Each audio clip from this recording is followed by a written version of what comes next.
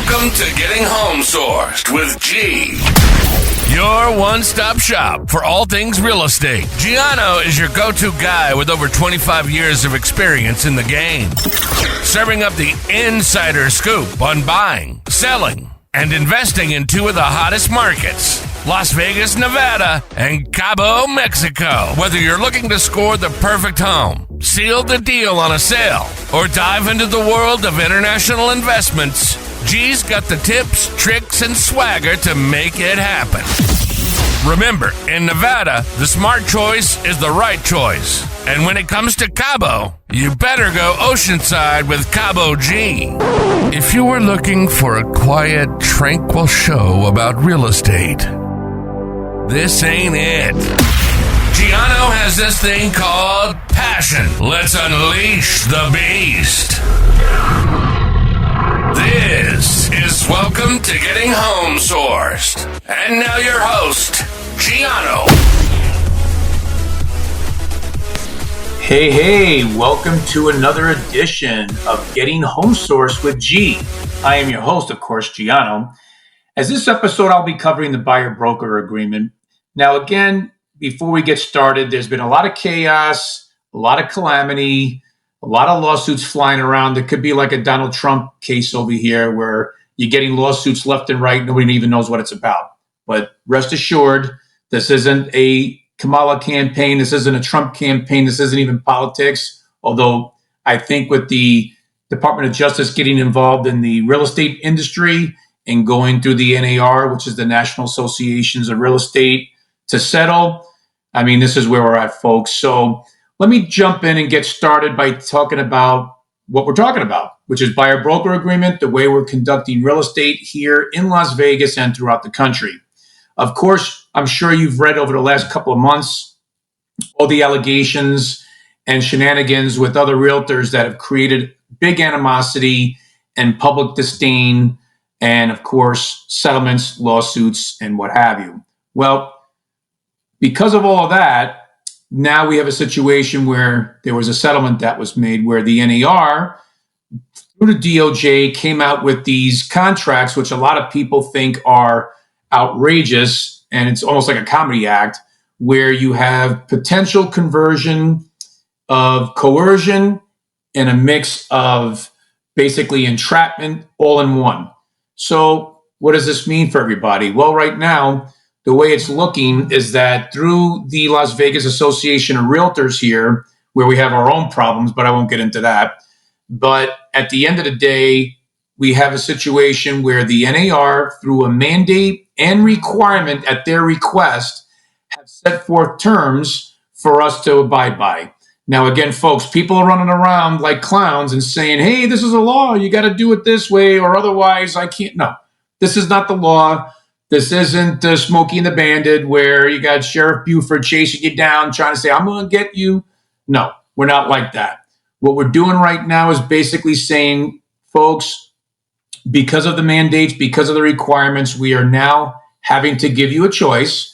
And part of representing you as a buyer agent, we have to give you a buyer broker agreement to sign, which shows some type of compensation in place. So what does that mean? Well, in Las Vegas, we have a residential purchase agreement that has a section in there, page 2, section 2, if you want to be specific, that basically allows me as a buyer's agent to put in my concession fee, which of course we try to get away of saying commissions. They don't want us to say commissions anymore. It's like a dirty word. So we have to say concessions. So in this episode, we're going to stick with concessions. So I'm not talking concessions like a baseball concession, going to a baseball game. I'm talking about money here. So anyway, with that being said, we have concessions in place. Now, again, buyers are always going to have an agent that sits and talks with them. As an agent, I'm going to be honest with you. I'm going to say for my services, I would like to have 3%, but in the residential purchase agreement, the RPA, I'm going to ask the seller to pay that on your behalf. Why do you start high and work down? Because a lot of agents have self-worth. They're not going to sell themselves short. And again, unfortunately, with buyers, now we're basically incorporating into the offer agent commissions along with the the buyer terms and conditions. So let me just say this. It's always been buyers pay commissions. Why is that? Because in order to sell a property, you need a buyer and buyer money to be transferred over to the seller. And then in turn, the seller will then pay out the proceeds and pay commissions, and this deal is settled. So in the old days, as when I say old days, as of 2 days ago, but in the old days, we had what's called a BBA, buyer broker agreement, where I would have my client sign a buyer broker agreement allowing me to get compensated and get paid through the seller, which was already understood, and that was the way we conducted business. But now, Smarty Pants DOJ wants to get involved in our business. They go and set forth terms and conditions that NAR passes down to the realtor. So again, we don't want to shoot the messenger here. I'm trying to put it in simplistic terms that at the end of the day, it's always been the same. It's just different way and different paperwork, let's say, of getting it out there. So buyers sign a buyer broker agreement. Now you engage in the new form, which is a buyer broker representation agreement, because the term representation means you are hiring me to provide a service, and therefore that service has to come with some type of compensation. So now the buyer and the buyer's agent agree, have a buyer broker in place that will outline how much the buyer broker is going to get paid, and then match it up with the offer that's going to be submitted for a property, and hope that the 3% that I would get from my client would then be compensated and paid back by the seller. So folks, sellers are going to see 3% in, well, I say 3% because that's what's basically outlined in the RPA. They're going to see a high number working down. Again, it's a case-by-case basis, because now as buyer's agents, we are no longer able to see what a seller may or may not be compensating the buyer's agent. And it also is transparency, because at the end of the day, folks, look, a buyer wants to see a property. How many times have you heard a realtor say to a buyer, oh, that's already in contract, we can't see it? And guess what, folks? It's because the seller wasn't paying any money, or there was a weak listing agent that was out there saying, just give them peanuts, they'll still come and see it, and nobody saw it. So there's a lot of money and greed getting in the way. Now we get the greed out of the way, just like Wall Street movie. You know, greed is good. No, greed is not good. Greed kills deals, and greed just corrupts everybody. And unfortunately, this is where we're at. So now moving forward, if I send you 10 properties and you want to see all 10 properties, great. We go out, we take a look at it. I see if it's available. We put the offer in, and then we negotiate everything out after the fact. So as a buyer's agent, you know, a lot of people know what their worth is. Now I have to provide my worth and my services of what I do to basically articulate, this is what we're going to do if we get into an agreement, and this is the services I'm going to provide for you in doing so, right? So with the purchase agreement, now again, remember, the purchase agreement and the buyer broker agreement are not attached. The only thing that has to be attached is that when a buyer puts an offer in, that agent commission has to equal the same amount as what was signed between the buyer broker and the buyer. So what does that mean? So if I work with you and I ask for 3% and I put 3% in the RPA and that gets accepted, you're allowing me to get paid by the seller for that amount. But if you only say, I want you to only get 2%, and then the seller's offering 3% that we see down the line, I'm only allowed to get 2%. So a lot of agents don't feel comfortable with that. So there's going to be a conversation. There's going to be, talk about, hey, let's do 3, start from the top, work our way down, and then we have choices, right? That's why with the buyer broker agreement, unfortunately, folks, look, you don't kill the messenger. I have to do as I'm told, just like a parent in school. Do as you're told, otherwise no supper, right? So I want supper. I got to eat. This is what I do for a living. This is what a lot of people do for a living. So it's like anything else. Again, you go to an attorney, you go to an accountant, you go to a doctor. You're going to pay up front because they're providing a service, right? Well, in this case with realtors, we're providing a service, but we don't get compensated until the end when the transaction closes.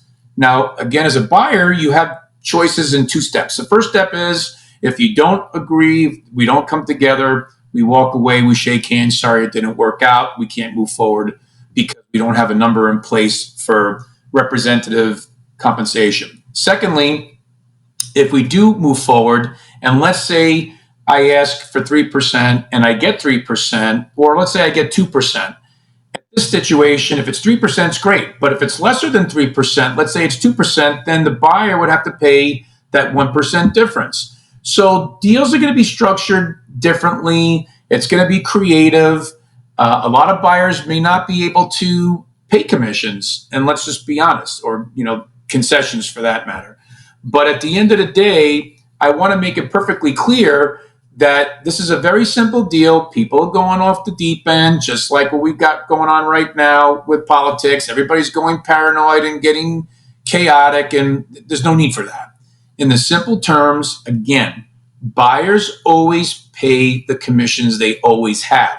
The difference is that now it's up to the seller if they want to pay it out of their net proceeds through title, or if they're just going to take their money and run, and then that extra 3 to whatever percentage is left over has to be made up by the buyer. So what happens is that don't let money get in the way, because again, folks, as a seller, this is a tax write-off. So you can write off commissions, okay? Same thing with the buyer. Buyers, you can write off commissions. So don't worry about what costs are, because you still have to pay buyer closing costs. You have to put your down, maybe commissions, and then you also have home warranty, you have home insurance, you have possible repairs or new appliances. So money always has to be allocated and set aside. So really, you want to be able to move forward and know that you have money in place to make an acquisition, to buy a property. So my job as a buyer's agent is almost like my job as a listing agent. When I go and do a listing presentation for a seller, we're sitting there for an hour at least, going through everything, explaining the area, explaining what the home is worth, doing comparables, showing what other properties are sold. So it's very detailed, specific, so we know what we're doing.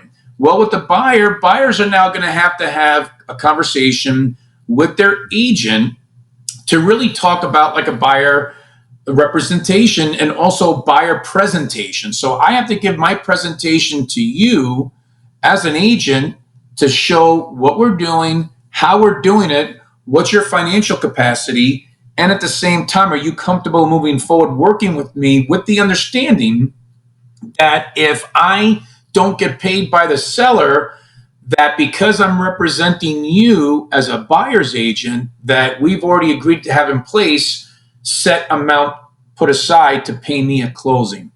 So again, we don't want to let money get in the way, but unfortunately, the DOJ with the National Association of Realtors have made this an issue, because at the end of the day, it's always about money. This is what real estate is. It's a very, very emotional industry.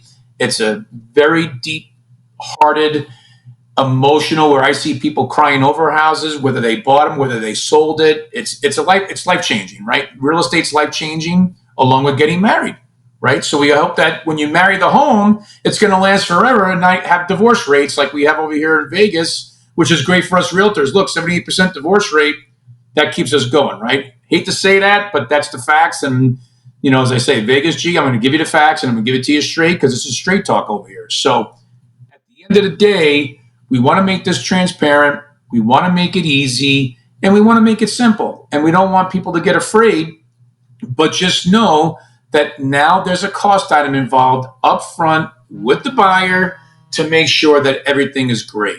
So at the end of the day, just understand I'm here for you, and I'm going to walk you through the process every step of the way. So how's that going to affect you as a buyer, seller, or investor?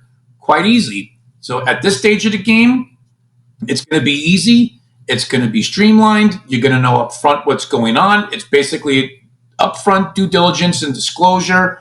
Everything's going to be set up nicely for you. You're going to be outlined and be given the timelines of what's going to take place, how it's going to take place, and what the monies are. So if you're a buyer, you're an investor, again, through Nevada statute right now, we, as a body of the Association of Realtors through LVR, we are required, and it's a mandate for a buyer to sign a agreement prior to going and showing property. As far as the listing side goes with the seller is only obligated to sign with that listing agent the amount of money that they're going to exchange between each other, and then whatever is left over is left over. So moving forward, again, this is a very simple process. If you block out all the noise and just stay grounded, we map it out. It's easy peasy. Again, buyers, you've always paid the commissions. Nothing's changed. The only difference is that you just have to sign paperwork up front and going out. Now, again, the good news here is that in the past, buyers were always locked into their agreements. They would never get out of their agreements that were signed with the buyer broker agreement. And basically, a lot of brokers and real estate companies would hold that client hostage for whatever reason. Now, I've been doing this 25 years. I've never held anybody hostage. If it was a good thing, that means we're holding you hostage because we want to get you to close the deal, right? That's the only way I would do it. But prior to that, if you don't like the person that you're working for, or things are not working out as a buyer, you can always put it in writing. You can always call in, text message. That releases you from any obligation and any type of situation that you're in at that time with the buyer's agent. With the seller, it's the same thing.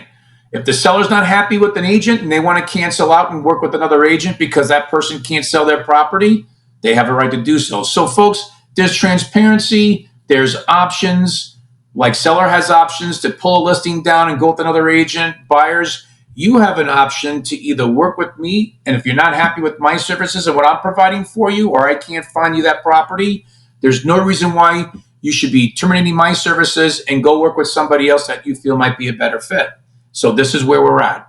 So again, in wrapping everything up, I want to say thank you for listening to Getting Home Sourced with G. If you have any questions or concerns, I want you to always feel free to give me an email, give me a text, call me. My email, Gianno@VegasHomeSource.com. My cell phone, 702-528-2810, same as my, obviously, text number. And if you're always looking to buy, sell, or invest, let your smart choice be the right choice. I want you to get a hold of me because that's my tagline. Smart choice is the right choice. And when you're with me, it's always the right choice, right? So call me. Let's sit down. Let's talk. Let me clarify it for you. Let me articulate it for you. Too many people are giving out wrong information and upsetting the apple cart. And we're not doing that here. 25 years worth of experience. I got you covered here in Las Vegas. And again, you won't be disappointed because the way I handle my business is upfront, honesty, and you get the truth. And this is what it is. Sometimes the truth hurts, but you know what? At least moving forward, you know where you stand. And that's the most important thing. People just want to know where they stand and what's going on and that they're not in the dark. With me, it's like the Gloria Estefan song, Coming Out of the Dark. And there you go. Talk to you soon.